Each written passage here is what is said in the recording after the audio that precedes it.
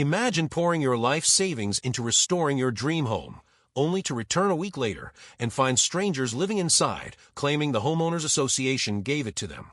When Roland Pierce drove up that winding gravel road to his mountain house, he expected silence, the kind that made him fall in love with the place.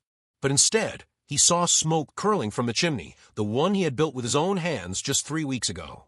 That was the moment he knew something was wrong.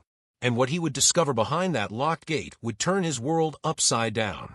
But first, please make sure to subscribe to the channel and comment below from which city you are watching this video.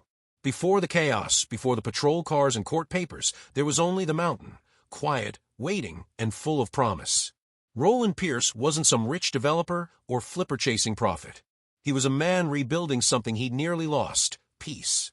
After years of restoring homes for other people, he wanted one of his own, a place that carried his fingerprints, his sweat, his purpose. He found it deep in the Blue Ridge Range, an abandoned house locals called the Widow's Place. The roof sagged, the windows were boarded, and ivy had swallowed the porch. But Roland saw beauty in its bones.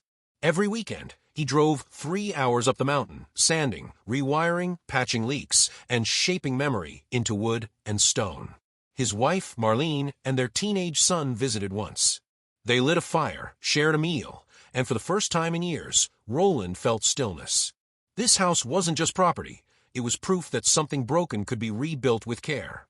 By early spring, it stood proudly again, fresh floors, cedar steps, new paint, and light pouring through one-stark rooms. Before leaving for a job in Charlotte, he locked the gate and snapped a photo of the driveway, posting, "Hardest project of my life, but worth every drop of sweat." He didn't know that in just 1 week, that picture would become evidence, and that someone else would be living inside his dream. When Roland returned a week later, the road felt different. He expected quiet wind and pine air, not the faint plume of smoke rising from his chimney, the one he'd built himself. He slowed his truck, the keychain jingling in his trembling hand. The gate was locked from the inside, and a silver SUV sat beside his shed. Something was very wrong. He climbed the gate, boots crunching the gravel, and called out, "Hello." Silence, then movement. Curtains drawn. A TV humming faintly behind closed doors. When the door finally opened, a woman appeared, mid-50s, short blonde hair, confidence like armor. "Can I help you?" she asked, standing in his doorway. Roland's confusion turned to disbelief as she claimed, without hesitation, that she lived there now. She said the property had been reassigned by the homeowners association. Roland's voice shook with anger. "I am the owner." But her words came cold and clipped. "The previous deed holder forfeited this property. We're managing it until the HOA verifies ownership." He laughed, not from humor, but from disbelief. He bought the house, rebuilt it, paid every tax, every fee. And now this woman was standing in his doorway, telling him to leave. When the sheriff arrived, Roland thought justice would follow. Instead, the deputy called it a civil dispute. He couldn't remove anyone without a court order. Colleen, the woman, smiled faintly as Roland stood there, speechless. He called his wife. "There's a family living inside our house," he said quietly. "Then call a lawyer," she told him. "And don't you dare leave." That night, Roland slept in his truck, parked below the gate. From there, he watched silhouettes move through his windows, laughter spilling from his kitchen. He filmed everything. "Day 1, he whispered into his phone.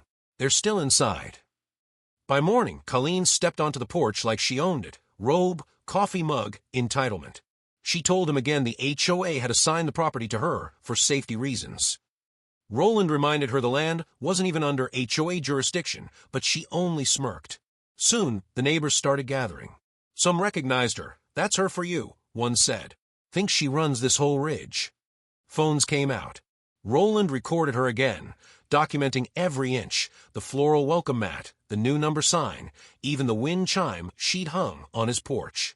His video spread fast. Within hours, hundreds were watching. Some offered support, others mocked him. By the next day, the sheriff returned, 2 new deputies this time.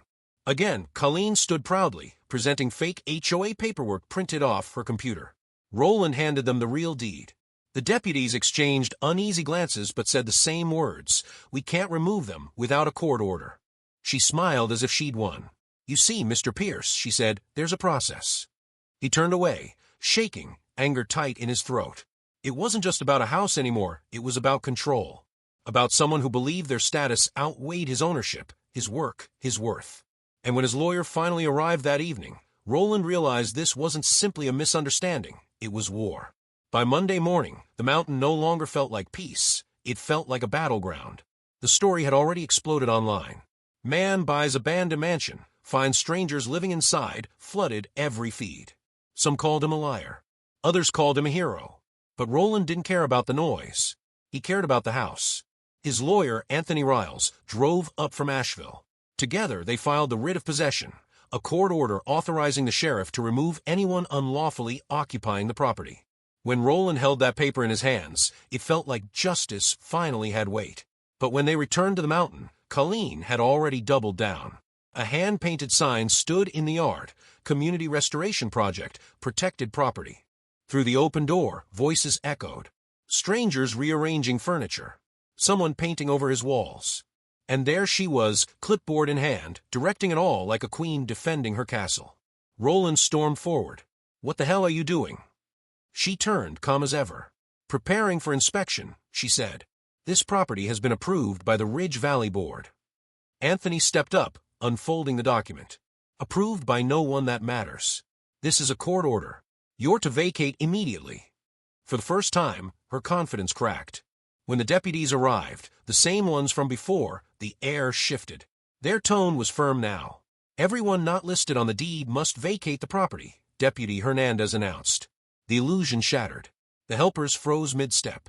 Harold, Colleen's husband, lowered his head, finally defeated. "You can't do this," she whispered, trembling between anger and disbelief. "Oh, but we can," Anthony said softly. "And we just did." Boxes were packed. Curtains came down. The neighbors gathered, cameras ready, watching the woman who once ruled their road shrink beneath her own arrogance. As the deputies escorted the Densmores out, Roland stood in the doorway, exhausted, steady, and silent. His house was his again. But the world was already watching, and this fight was far from over. When the Densmores finally left, silence filled mountain. Not victory, not peace, just silence, heavy and unfamiliar. Inside, the air smelled of strangers. His handmade cedar step was gouged, his curtains gone, the champagne bottle he'd saved for celebration half empty, and marked with cruel words, "Welcome to the neighborhood." Money could fix the damage, but not the feeling. Roland stood at the window, staring out at the ridge line he'd once found so sacred, and whispered, "Look what it took just to prove I belonged in my own home." The world had already turned his story into spectacle. News outlets fought for interviews. Commentators debated property rights. Online, strangers split into tribes, some praising his patience, others accusing him of privilege or deceit. The truth didn't matter, the clicks did. Colleen tried to spin her own version on television, claiming she'd been misled, that she was only protecting the integrity of the community. But integrity had nothing to do with what she'd done. She wasn't protecting anything. She was preserving control. Eventually, the courts ruled in Roland's favor again. The Densmores were fined, barred from their HOA board, and quietly faded from view. Yet the damage, the emotional kind, lingered. In the weeks that followed, Roland stayed. He rebuilt, resanded, restained, not just the house, but his peace. Each hammer strike dulled the bitterness. Every nail driven straight reminded him that real ownership isn't about paper or perception. It's about the sweat that soaks into wood and the patience that shapes stone. One evening, his neighbor Dolores brought him a warm meal. She said softly, "Funny how people fight hardest for things they didn't build." Roland smiled, replying, "Or maybe they've never lost something real." That night, he recorded one last video, no anger, no outrage. Just calm. "For anyone who's ever built something only to have it challenged," he said, "don't give up. Because the real victory isn't getting it back, it's knowing you never truly lost it." He set the phone down, looked out at the stars, and exhaled. The mountain was quiet again, not because it was his, but because it was finally whole.